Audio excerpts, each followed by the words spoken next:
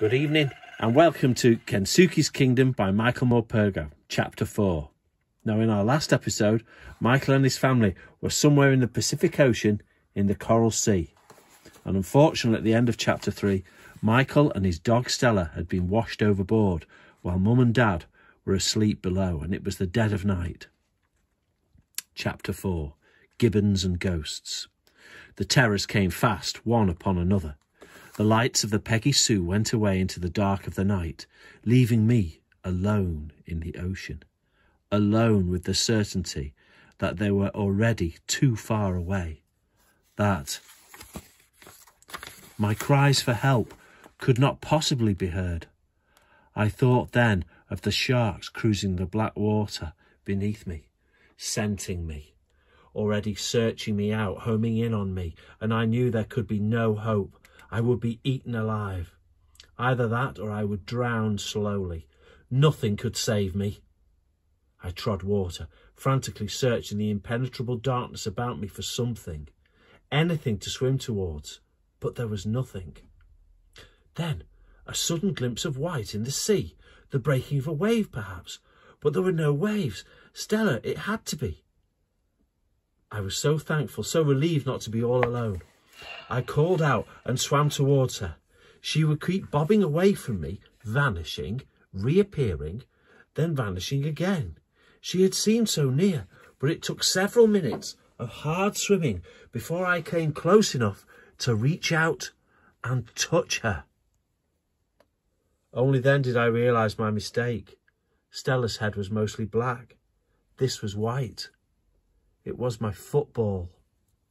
So he thought it was Stella, but it's not. It's just his football, so he's going to hold on to it. I grabbed it and clung on, feeling the unexpected and wonderful buoyancy of it. I held on, treading water and calling for Stella. There was no answer. I called and I called, but every time I opened my mouth now, the seawater washed in. I had to give her up. I had to save myself if I could. There was little point in wasting energy by trying to swim. After all, I had nowhere to swim to. Instead, I would simply float.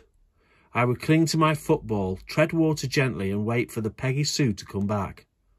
Sooner or later, they had to discover I was overboard. Sooner or later, they would come looking for me. I mustn't kick too much, just enough to keep my chin above the water, no more. Too much movement would attract the sharks. Morning must come soon. I had to hang on till then. I had to. The water wasn't that cold. I had my football. I had a chance. I kept telling myself that over and over again, but the world stayed stubbornly black about me. I could feel the water slowly chilling me to death. I tried singing to stop myself from shivering, to take my mind off the sharks. I sang every song I could remember, but after a while I'd forget the words. Always I came back to the only song I was sure I could finish. 10 green bottles. I sang it out loud, again and again. It reassured me to hear the sound of my own voice. It made me feel less alone in the sea. And always I looked for the grey glint of dawn, but it would not come, and it would not come. Eventually, I fell silent and my legs would just not kick anymore. I clung to my football, my head drifting into sleep. I knew I mustn't, but I couldn't help myself. My hands kept slipping off the ball. I was fast losing this last of my strength. I would go down to the bottom of the sea and lie in my grave amongst the seaweed and the sailors' bones and the shipwrecks. The strange thing was that I didn't really mind. I didn't care, not anymore. I think he was almost going into a dream now because he's so cold. I floated away into sleep, into my dreams. And in my dream I saw a boat gliding towards me, silent over the sea. The Peggy Sue, dear, dear Peggy Sue. They'd come back for me. I knew they would. Strong arms grabbed me. I was hauled upwards and out of the water. I lay there on the deck, gasping for air like a landed fish. Someone was bending over me, shaking me, talking to me. I could not understand a word that was being said, but it didn't matter. I felt Stella's hot breath on my face. her tongue licking my ear. She was safe. I was safe. All was well. I was woken by a howling, like the howling of a gale through the masts. I looked about me. There were no masts above me. There were no sails. No movement under me either, no breath of wind.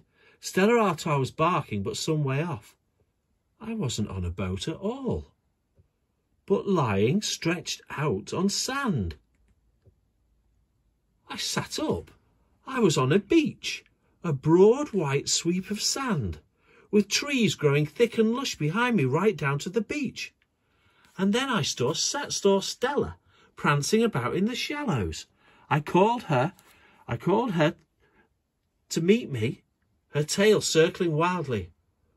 When all the leaping and licking and hugging were done, I struggled to my feet. I was weak all over. I looked all about me. The wide blue sea was as empty as the cloudless sky above. No Peggy Sue, no boat, nothing, no one. And we'll find out what happens tomorrow.